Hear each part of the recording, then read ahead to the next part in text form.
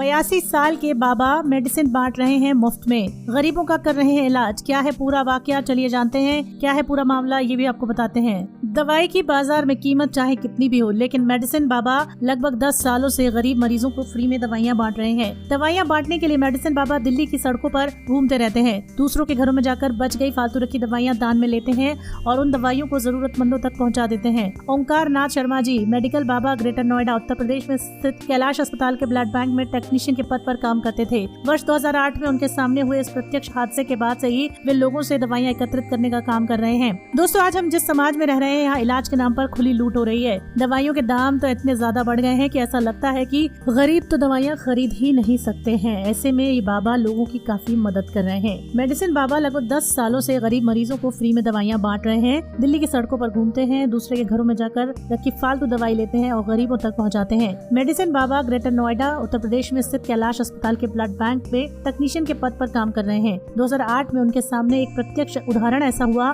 जिसमें उन्होंने कुछ लोगों को घायल अवस्था में देखा, मौत में देखा और दवाइयाँ नहीं थी। ऐसे में दवाइयों की कमी हो रही थी। तब से उन्होंने इस बात की तफ्तीश कर दी कि अब मैं लोगों से चलती फिरती दवा बैंक बनकर मुफ्त में दवाइयाँ बांटूंगा और लोगों की मदद करूंगा। तो 2008 के उस हादसे के बाद 10 सालों से ये बाबा प्रतिदिन भगवा कुर्ता पहनते हैं और घर से निकलते हैं और लिखा हुआ है कपड़ों पर चलता फिरता बैंक, गरीबों के लिए मुफ्त दवाइयाँ। ओंकार दिल्ली के मंगलापुरी इलाके में अपनी पत्नी और मानसिक रूप से कमजोर बेटे के साथ रहते हैं। मेडिसिन बाबा की कहानी यहाँ तक साबित नहीं है दोस्तों। मेडिसिन बाबा प्रतिदिन सुबह 6 बजे घर से निकलते हैं। 12 साल की उम्र में उनकी कार दुर्घटना से पैर अपंग हुए थे। इसके बावजूद भी वे दिल्ली के उच्च वर्गीय और निम्न वर्गीय घरों में जाते हैं, दवाइयाँ इकट्ठा करते हैं, 5 से 7 किलोमीटर पैदल चलते हैं।